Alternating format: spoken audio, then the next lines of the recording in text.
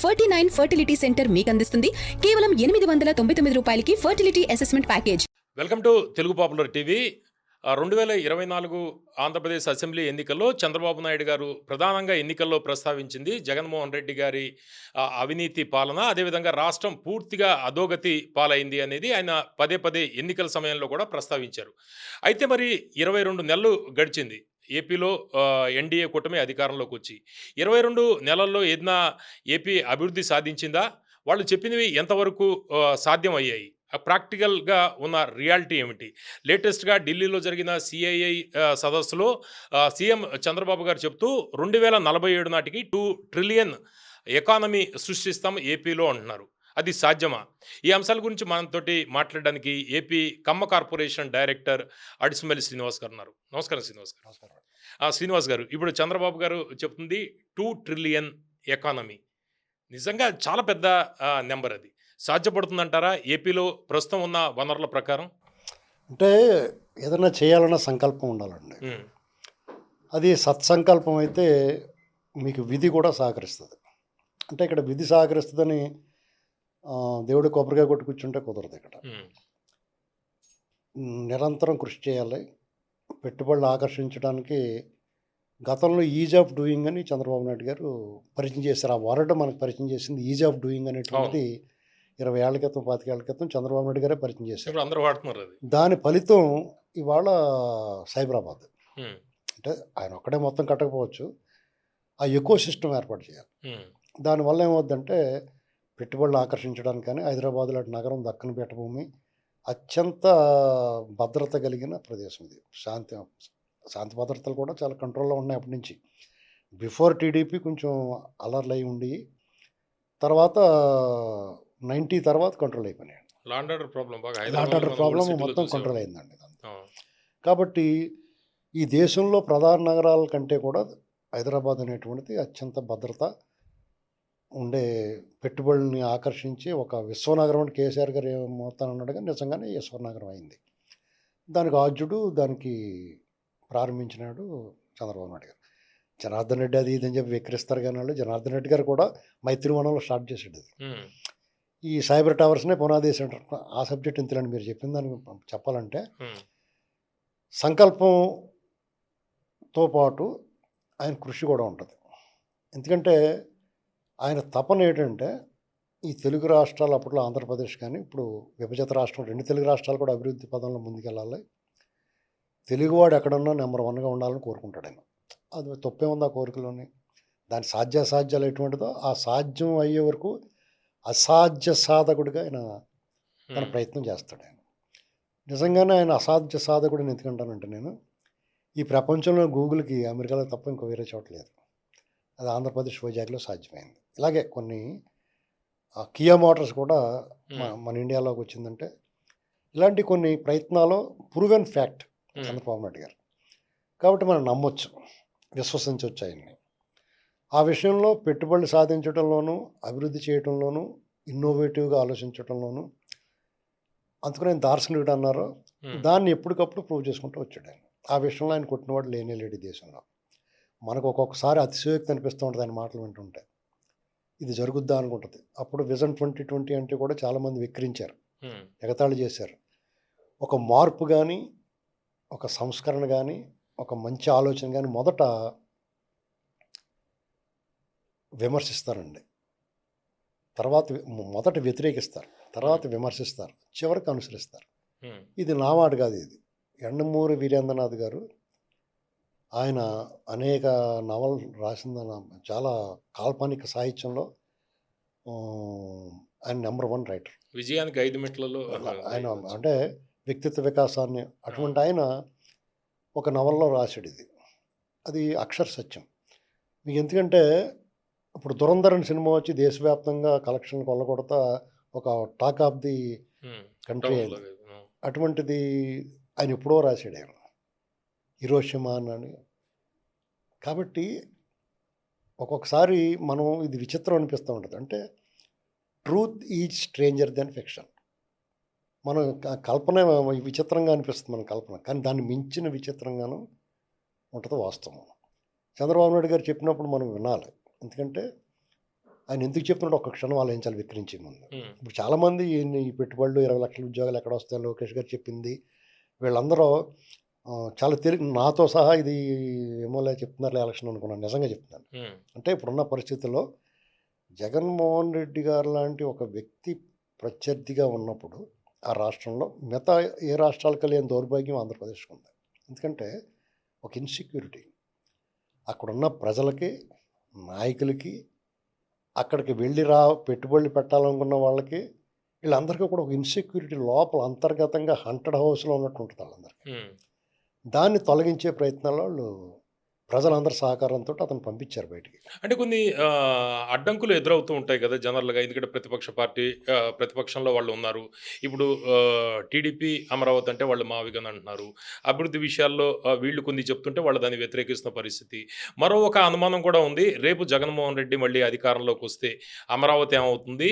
లేకపోతే పెట్టుబడులు పెట్టేవాళ్ళు వీళ్ళకి ఎటువంటి ఇబ్బందులు వస్తాయని ఒక అనుమానాలు ఉన్నాయి కదా!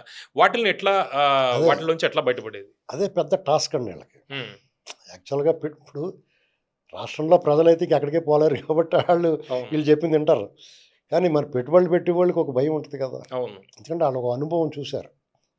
కియా మోటార్స్ వచ్చింది, దాని యాన్సిలరీ యూనిట్స్ అన్నీ బయటికి పోయినాయి. హ్మ్. ఆ కియా మోటార్స్ తాలూకు యాజమాన్యమో లేకపోతే అక్కడ ఎగ్జిక్యూటివ్స్ ముఖం మీద ఏలిపెట్టి మాట్లాడాడు ఒక ఎంపీ. హ్మ్. మాధవ్. గోరంట్ల మాధవ్. ఇది ఎలా ఉంటుందంటే మన రాష్ట్రంలో మనకి ఉపాధి కల్పిస్తుంది. వాళ్ళ వ్యాపారం అయి ఉండొచ్చు, కానీ మన వాళ్ళందరికీ ఉపాధి దొరుకుతుంది. అక్కడ భూముల రేట్లు పెరిగినాయి. ఒక రకమైన అభివృద్ధి. ఆ వాతావరణం ఎలా ఉందో చూడండి. ఇప్పుడు కియా మోటార్స్ దగ్గర 10 ఏళ్ల నాటికి ఇప్పటికి తేడా అవును. వచ్చింది కదా. అటువంటి దాని దగ్గర వాళ్ళని బెదిరించి బెదరగొట్టి వాళ్ళని పంపించి ఇప్పుడు త్వరలో ఏఎంసీఏ కూడా జరుగుతోంది కదా అక్కడ. ఉమ్, సెరమనీ ఫార్మేషన్ అవునండి. ఫౌండేషన్ చేయబోతున్నారు. అవునండి. ఇలాంటి పరిస్థితుల్లో వాళ్ళకి భరోసా కల్పించడం అనేటువంటి ప్రధానంగా వీళ్ళ ముందు ఉన్న బాధ్యత. హ్మ్. అయితే 22 నెలలు 23 నెలలు అయింది ప్రభుత్వం వచ్చిన తర్వాత. మొదటి సంవత్సరం మెల్లమెల్లగా వాళ్ళు కోలుకోవడం మొదలుపెట్టిందంటే యాక్చువల్గా వెంటిలేటర్ మీద వెళ్ళిపోయింది హ్మ్. జగన్మోహన్ రెడ్డి గారు ఉన్నప్పుడు. అంటే నేను పదే పదే జగన్మోహన్ రెడ్డి గారిని బ్లేమ్ చేయటం కాదండి. ఈ రాష్ట్ర ప్రజలు నిన్ను అభిమానించి, ఆదరించి, గౌరవించి నిన్ను రాష్ట్ర ముఖ్యమంత్రిని చేసిన ఈ చరిత్ర ఎంత హీనమైనా సరే, మీ నాన్నగారి ముఖం చూసి ఒక ఛాన్స్ అడిగే ఇవ్వాలి, ఇతను చూడాలి, ఏం చేస్తాడో చూడాలని హ్మ్. అనుకున్నారు. ఆ. దాన్ని అతను పూర్తిగా దుర్వినియోగం చేసుకుని హ్మ్. తన ఈ 11 సీట్లకు పరిమితమయ్యే గతి పట్టడానికి స్వయంకృతం కారణం. 11 సీట్లు ఉన్నా కూడా ఇప్పుడు మీరు చెప్తున్న దాని ప్రకారం డ్యామేజ్ అవుతే పెద్ద ఎత్తున జరుగుతోంది కదా! అదేనండి చెప్పేది. అంటే అందులోంచి ఎట్లా బయటపడతారు? ఇప్పుడు నేను చెప్పిన ఈ ఇందాక అడిగిన ప్రశ్న. ప్రజలందరూ ఏం చేశారంటే హ్మ్. అతను ఆచూకీ లేకుండా చేశారు. సభలో, చట్టసభల్లో అతనికి ప్రాతినిధ్యం అంటే ఆ ప్రతిపక్ష హోదా కూడా. హోదా కూడా లేదంటే ఇంక అతనికి మాట్లాడడానికి వాయిస్ ఏముంటుందండి. హ్మ్. అలాంటి పరిస్థితుల్లో అయినా అతనిలో మార్పు రాలేదు, పశ్చాత్తాపం లేదు, పరివర్తన లేదు. ఈ ప్రభుత్వం వీళ్ళ చేతికి వచ్చేటప్పటికి పూర్తిగా విధ్వంసం పోలే ఉంది. శిథిలాలు శకలాలతో ఉంది. అవన్నీ సరి చేసుకుని అమరావతి అయితే పూర్తిగా వాళ్ళు ఏవైతే చెప్పారో శ్మశానం, ఎడారి నిజంగా అలా చేశారు. అక్కడ రాళ్ళు రప్పలు కొట్టుకుపోయారు, మట్టితో మశానం అన్ని దొబ్బేశారు, పైపులు కూడా పట్టుకుపోయారు, రోడ్లు తవ్వేసి కంకర పట్టుకుపోయారు, ఇసుక పట్టుకుపోయారు, నిర్మాణ సంస్థల నిర్మాణ సామాగ్రి మొత్తం ఎత్తుకెళ్ళిపోయారు. ఎంత బాధ్యతారాహిత్యం అంటే ప్రభుత్వ యంత్రాంగం, ప్రభుత్వము, రాజకీయ నాయకులు చేష్టలుడికి చూస్తూ ఉన్నారు. దాని మీద ఇప్పుడు వచ్చిన ప్రభుత్వం కూడా చర్య తీసుకోకపోవడం నేను ఆక్షేపిస్తున్నాను. ఎందుకంటే అలా ఎత్తుకెళ్ళిపోయిన వాళ్ళు ఆనాటి మంత్రి బుగ్గన రాజేంద్రనాథ్ కూడా ఎత్తుకెళ్ళిపోయాడు. ఇది సరే, వాళ్ళు మరి ఏ ఆలోచనతో ఉన్నారో వాళ్ళకి ఒక ఆలోచన ఉంటే తర్వాత చూసుకుందాం అనుకున్నారో మరి అంటే, కానీ ముందు దీన్ని సరి చేయాలనుకుంటారు. ఆ సరి చేసే క్రమంలో అమరావతిని లైన్లో పెట్టారు, పనులు జరుగుతూ ఉన్నాయి. పోలవరాన్ని జగన్మోహన్ రెడ్డి ఏం చేశాడు, అప్పుడు ఆల్రెడీ పనిచేస్తున్న నవయుగ వాళ్ళని వెళ్ళగొట్టి మెగా వాళ్ళని తీసుకొచ్చి పెట్టాడు.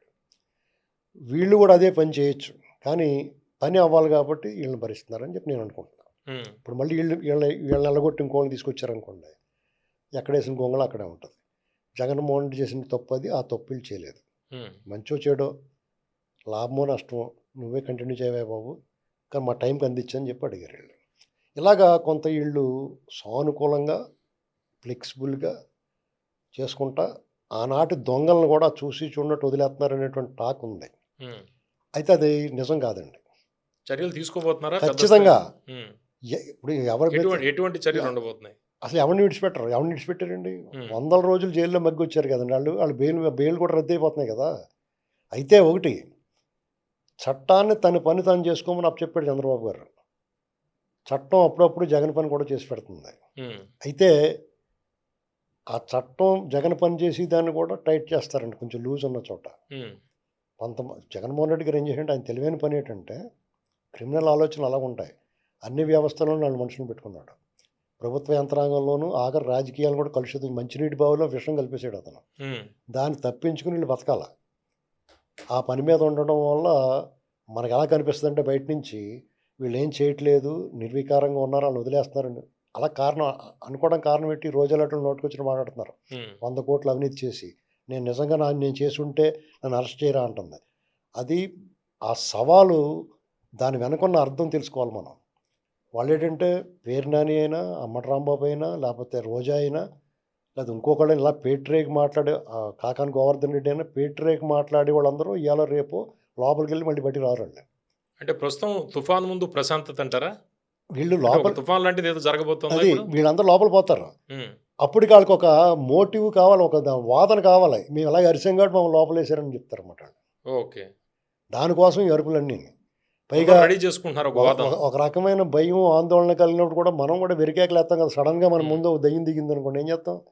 వెరికేకలు పెడతాం కదా భయంతో. ఉమ్, అది వాళ్ళ పరిస్థితి. కాబట్టి ఈ ప్రభుత్వం ఆ విషయంలో కూడా అంటే నేను 1 by 1 చెప్తాను. ఈ ప్రభుత్వం ఆ విషయంలో కూడా ఎక్కడ వెనక్కి తగ్గట్లేదు. ఎవరిని విడిచిపెట్టదనేటువంటి అంటే మాత్రం పెద్ద పెద్ద తలకాయలు జైలుకి వెళ్ళే ఖచ్చితంగా అవకాశం ఉందా? ఎవ్వరూ మిగలరండి. ఉమ్. అయితే అది ఆ టైం రావాలి. సరైన సమయంలో సరైన నిర్ణయం తీసుకుని అందులో అనుమానమే లేదు. అంటే ఎందుకు అడిగారు గారు, దానికి ఇప్పుడు కారణం, ఆల్రెడీ 23 నెలలు అయిపోయింది, దానికి కారణం, ఎన్నికలు దగ్గర పడుతున్నాయి, దానికి కారణం ఏంటి ఆలస్యం చెప్పమంటారా? అయితే మళ్ళీ ప్రమాదం కదా, అటువంటి ఆలోచన లేదు. దానికి కారణం ఏంటి చెప్పమంటారా? వాళ్ళు ఎవరిని ఉమ్, విడిచిపెట్టరని చెప్పడానికి కారణం ఏంటి చెప్పమంటారా? ఆ, ఈ రాష్ట్రంలో, ఈ రాష్ట్రం ఆర్థికాభివృద్ధి సాధించాలంటే పెట్టుబడి కావాలి, ఉపాధి రావాలి. ఇప్పుడు కట్టిన యువతకి ఉపాధి దొరకాల, ఆర్థికాభివృద్ధి సాధించాలి, జీడిపి రేట్ పెరగాల. అవన్నీ పెరగాలంటే పెట్టుబడి రావాలి. ఉమ్, అంటే రాష్ట్రంలో విరివిగా నిర్మాణ కార్యక్రమాలు జరగాలి, విపరీతమైన పెట్టుబడులు రావాలి, మనీ ఫ్లో రావాలి. అవును. ఇవన్నీ రావాలంటే పెట్టుబడులు ఖచ్చితంగా రావాలి.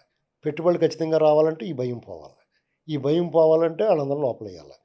రాష్ట్ర ప్రజల కోసం, లేకపోతే కక్షా రాజకీయాలు చేయటం కోసం వాళ్ళు లోపలేయకపోయినా, ఈ రాష్ట్ర అభివృద్ధి కోసం మొట్టమొదటిసారిగా దొంగలు లోపలేస్తారు. అంటే వాళ్ళంతా అంటున్నారు, మీరు పదే పదే వాళ్ళంతా అంటున్నారు. వాళ్ళంతా అంటే ఇంక్లూడింగ్ జగనా? కంప్లీట్ జగన్తో సహా. నేను జగన్ అతనికైనా జెరియంటికలు ఉన్నాయంటారా? సెపరేట్గా ఉంటాను నేను. ఉమ్. అతనే మెయిన్ దొంగ. అతను బందిపోటు దొంగ, దండుపాళెం బ్యాచ్ నాయకుడు అంటే అతను. అందులో అనుమానం అంటే ఏమన్నా? ఇప్పుడు లిక్కర్ స్కామ్ మెదవడ విషయంలో ఆలస్యం అవుతుంది కదా. లిక్కర్ స్కామ్ ఎప్పటి నుంచి ఏది నడుస్తుంది? ఆలస్యం ఏపీ కాదు. Liquor scam. ఏది ఆలస్యం కదండి. అవన్నీ ఇప్పుడు విజయసాయి రెడ్డి వాళ్ళ తాలూకు వదిలేసారు అనుకున్నాడు. మళ్ళీ అతను కేకేసేటప్పుడు అతను బాధ వస్తుందో లేదా? మనందరం ఏమనుకున్నాం? అంటే మళ్ళీ లిక్కర్ స్కామ్ మళ్ళీ తెర మీదకి వచ్చే అవకాశం తెర ఉందా? మీదకి ఆల్రెడీ తెర మీదే ఉంది. లైన్లోనే ఉంది అది. ఆ. మనందరూ అది వెనక్కి వెళ్ళిపోయింది ఎందుకు అనుకుంటాం? ఎక్కి కోర్టు, దిగి కోర్టు, వాళ్ళు దిగి దిగి తిరుగుతున్నారు కదండి. అవును. ఎక్కడా వెసులుబాటు లేదు వాళ్ళకి. అలా బిగించి పెట్టారు అది. జగన్మోహన్ రెడ్డి గుమ్మ ముందు ఆగి ఉంది అది. అంటే శ్రీనివాస్ గారు, ఇప్పుడు 22 నెలలు కంప్లీట్ అయిపోయింది, 23rd మంత్ రన్నింగ్ ఇప్పుడు చంద్రబాబు గారు అధికారంలోకి వచ్చి. అంటే ఆలస్యం అవుతున్న కొద్దీ ఎన్నికలు దగ్గర పడుతూ ఉంటాయి. ఎన్నికల ముందు అరెస్ట్ చేస్తే వైసీపీ పరిస్థితి ఏమైందో మనం చూసాం. చంద్రబాబు గారిని అరెస్ట్ చేసి అదొక ప్రధాన కారణం చెబుతున్నారు. ఇది ఆలస్యం అవుతున్న కొద్దీ టీడీపీకి ప్రమాదం కాదంటారా జగన్మోహన్ రెడ్డి అరెస్ట్ విషయంలో, ఏపీ లిక్కర్ స్కామ్ విషయంలో? నేను ఎందుకు కాదనుకుంటున్నానంటే, ఉమ్, జగన్మోహన్ రెడ్డి వైఖరిలో ఏం మార్పు లేదు. అంటే జగన్మోహన్ రెడ్డికి, చంద్రబాబు నాయుడు అరెస్ట్కి, జగన్మోహన్ రెడ్డి అరెస్ట్కి చాలా వ్యత్యాసం ఉంటుందండి. ఉమ్, ఇక్కడ నేను ఇందాక కంటిన్యూ ఇప్పుడు జగన్మోహన్ రెడ్డి లేకపోతే వాళ్ళ గ్యాంగ్ అందరినీ కూడా ఇక్కడున్న పెట్టుబడిదారులకి భయం ఉమ్, పోగొట్టాలంటే వాళ్ళందరినీ అదుపు చేయాలి. ఉమ్, వాళ్ళు అదుపు చేయాలంటే వాళ్ళందరినీ చట్టంలో బిగించాలి. ఇప్పుడు మీకు పూర్తి ఆధారాలతోటి. పూర్తి అంటే ఎక్కడ కూడా వాళ్ళు ఏమాత్రం నిర్లక్ష్యం ఉన్నా మట్టగెడసల్లా మట్టగెడస అంటే తెలుసా మీకు? తెలుసు. పట్టుకోలేము మనం దాని చేపను. ఉమ్, చేతిలో జారిపోతూ ఉంటుంది. ఉమ్, ఎలుబూడిది రాసుకుని పట్టుకుంటారు దాన్ని గట్టిగా పట్టుండటం కోసం. ఉమ్, అలా మట్టగడసలో జారిపోతారు వీళ్ళు. ఎందుకంటే 1,00,000 కోట్లు కొట్టేసి కూడా బయటకు వచ్చి హ్యాపీగా తిరుగుతున్నాడు అతను. ఉమ్, అతని పట్ల ఎంత జాగ్రత్తగా ఉండాలండి. కాబట్టి ఆ విషయంలో వాళ్ళకి అన్ని దారులు మూసి, పొగబెట్టేటప్పుడు అన్ని దారులు మూసి కదా పొగబెట్టాలి. ఉమ్. ఆ పని చేస్తున్నారు. హ్మ్. ఆ భరోసా వచ్చింది కాబట్టే 17 సార్లు జరిగింది ఇప్పుడు హ్మ్. పెట్టుబడిదారుల మీటింగ్‌లు. హ్మ్. అందులో దాదాపు 11,00,00,000 ల్యాండింగ్ అవుతుంది. అంటే ఈ ఎంఓయూలు కాదండి, ల్యాండింగ్ అవుతున్నాయి. ఇక్కడ గతంలో ఎంఓయూలు చేసుకున్నారు. 14, 19 కూడా ఎంఓయూలు చేసుకున్నారు. ల్యాండింగ్ అయ్యే టైంకి ఈయన వచ్చాడు తరివేశాడు. ఇప్పుడు వీళ్ళు ఏం చేస్తున్నారు? ఎంఓయూలు చేసుకున్నారు. ఎక్కువ టైం గ్యాప్ లేకుండా ల్యాండింగ్ కూడా అయిపోతా ఉన్నాయి. హ్మ్. మీరు చూడండి, పర్టిక్యులర్‌గా ఈ సంవత్సరం మార్చి నుంచి చూడండి. మార్చి, ఏప్రిల్, మే నెల సగంలోకి వచ్చాం. ఈ 2 నెలల 15 రోజుల్లోనూ ఊపిరి సలపని విధంగా, అంటే మనం హ్మ్. దేని గురించి మాట్లాడాలో తెలియని విధంగా ఒకదాని వెనకాల ఒకటి గూగులా, లేకపోతే ఆర్సెలర్ మిట్టలా, లేకపోతే క్వాంటమ్‌దా, లేకపోతే ఇప్పుడు మన పుట్టపర్తి, ఇలాగ ఒకదాని వెనకాల ఒకటి, ఒకదాని వెనకాల ఒకటి, ఒకదాని వెనకాల ఒకటి వస్తూ ఉన్నాయి. శ్రీ హ్మ్. సిటీలో క్యారియర్ ఏసీ గానీ, ఎల్జీ గానీ ఇలాంటియన్నీ 1000, 2000, 10,000, 25,000 ఇలా రిలయన్స్ డేటా. హ్మ్. ఇది ఒక ఎకో సిస్టమ్ ఏర్పడింది. ఈ డేటా సెంటర్ వల్ల ఇదొక పెద్ద గోడౌను, నీళ్ళు ఎక్కువ వాడేస్తారు, కరెంట్ ఎక్కువ వాడేస్తారని చెప్పిన వాళ్ళే ఇది మేమే తెచ్చామని చెప్తున్నారు. హ్మ్. సరే ఎవరన్నా తెండి, పోటీ పడుతున్నారు కదా! ఇప్పుడు పోటీ అందరూ అటువంటి పడుతున్నారు వాటి కదా! కోసం. అవును. ఇది ఒకవేళ నిజంగా జగన్ తెచ్చినా కానీ జనం నమ్మరు. ఎందుకంటే హ్మ్. నీకు ఆ ఆలోచన ఉండదు కదా! నీకు ఎంతసేపు ఎదుటోళ్ళ పళ్ళలో తీసేసుకోవడం, లేకపోతే ఎదుటోళ్ళ జేబులో కొట్టేయడం తప్ప మీరు పోగేసుకోవడం తప్ప, అవును. ఇక్కడ రాజకీయ నాయకుడు అన్నా కూడా అవినీతి లేకుండా చాలా స్వచ్ఛంగా ఉంటే గుమ్మ నరసయ్య గారిలాగా ఇంటికాడ కూర్చోవాలా. అవును. లేదంటే జి. నాగిరెడ్డి గారు ధర్మవరం ఎమ్మెల్యే 2 సార్లు, 3 సార్లు ఎమ్మెల్యే చేసి కూడా హాస్పిటల్‌కి వచ్చి కాలనీలో డబ్బులు అడగాల. ఖచ్చితంగా నేను ఎంకరేజ్ చేస్తాను. నువ్వు ఎంతో కొంత తినరా బాబు అని చెప్తాను. ఎందుకంటే రాజకీయ నాయకుడు అనేటువంటి వాడు ప్రతి 5 సంవత్సరాలకు ఒక పరీక్షకెళ్ళాల. ఆ పరీక్షలో ఆళ్ళకున్న దాంట్లో సగమో, మూడొంతులో ఖర్చు పెట్టాలి. అవును. కనీసం పెట్టుబడి పెట్టాలి. ఈ ఐఏఎస్‌లు, ఐపీఎస్‌లు ఏం పెట్టుబడి పెడతారండి? రిటైర్ అయిపోయిన తర్వాత పార్టీలు పెడతాం తప్ప ఆళ్ళేం చేస్తారు? మీరు చెప్పండి. వాళ్ళు ఏం చారిటీ చేస్తున్నారు? హ్మ్. ఆళ్ళకున్న విధి నిర్వహణలో సక్రమంగా డ్యూటీ కూడా చేయట్లేదు ఆళ్ళు. అసలు ప్రమాదం మనకి విశ్రాంతి అధికారులు, డ్యూటీలో ఉన్న అధికారులు. దీని మీద ఒక చర్చ జరగాలి దేశంలో. బ్రిటిష్ నాటి వాళ్ళ పవర్స్ అన్ని కట్ చేయాల. అప్పుడు ఈ దేశం బాగుపడితే చంద్రబాబు నాయుడు గారికి ఈ ఆలోచన ఎప్పుడైనా వచ్చిందనుకోండి మొత్తం సెట్ అయిపోద్ది. అది రావాలా. ఇక్కడ ప్రభుత్వం ఎంత కష్టపడినా అధికారులు సక్రమంగా, సుజావుగా, సజావుగా సాగాల. హ్మ్. ఈ అధికారుల వల్ల డిస్టర్బెన్స్ అవుతుంది. రెవెన్యూలో గానీ, ఎడ్యుకేషన్ డిపార్ట్మెంట్‌లో గానీ. హ్మ్. కానీ అయినా సరే విద్యాశాఖలో ఫలితాలు ఎలా సాధించారు మొన్న? పెట్టుబడుల విషయంలో వాళ్ళు సాధారణ పరిపాలనలో, పెట్టుబడుల విషయంలో వాళ్ళు నంబర్ 1గా ఉన్నారు ఇవాళ దేశంలోనే ఆంధ్రప్రదేశ్. నెక్స్ట్ సంక్షేమంలో కూడా ఇవాళ నంబర్ 1 ఆంధ్రప్రదేశ్‌లో. హ్మ్. దానికి డబ్బులెక్కడాయి? లేకపోతే దివాళా తీస్తారు అని నిన్న మొన్న మాటలు మాట్లాడుతున్నారు ఎవరో. వీళ్ళు దివాళా తీసేస్తున్నారు. దివాళా తీసేస్తే అప్పు చేస్తారు. ఈ అవును. దేశంలో అప్పు చేయకుండా ఎవడు సంక్షేమం చేస్తున్నాడో చెప్పండి? ఎవరు మాట్లాడినా ఎవడి కోసం చేస్తారు? సంక్షేమం అనేటువంటిది వాళ్ళ హక్కండి. హ్మ్. అలా హక్కుగా మార్చారు. అసలు ఏమీ లేకుండా దేశమంతా ఓ మాట మీదకొచ్చి విద్య, వైద్యం ఫ్రీగా ఇమ్మనండి చాలు. సాధారణ మా మా పౌరుడికి ఇంక వేరే ఖర్చే ఉండదు. ఈ పెట్టుబడుల విషయంలో వాళ్ళు అనుకున్న టార్గెట్ రేపు జూన్ 12 లోపల ఇంకా 2 వస్తాయి. హ్మ్. చూడండి ఏమొస్తాయి తెలుస్తది పెద్ద మీకు. కంపెనీలు రాబోతున్నాయి. పెద్ద కంపెనీలు. అయితే హ్మ్. మనం రివీల్ చేయకూడదు. హ్మ్. అయితే వాళ్ళు అనుకున్న టార్గెట్ పూర్తయిపోద్ది. 20,00,000 ఉద్యోగాలు ఖచ్చితంగా వస్తాయి ఆటిల్లో. అది కాకుండా ప్రభుత్వం తరపున 2 డీఎస్సీలేశారు. హ్మ్. కానిస్టేబుల్ నియామకాలు జరిగినాయి. అంగన్వాడీలకి అందరికీ కూడా వాళ్ళు అనుకున్న కాంట్రాక్ట్ ఉద్యోగులందరికీ కూడా ఉద్యోగాలు, జీతాలు పెంచడం జరుగుతూ ఉంది.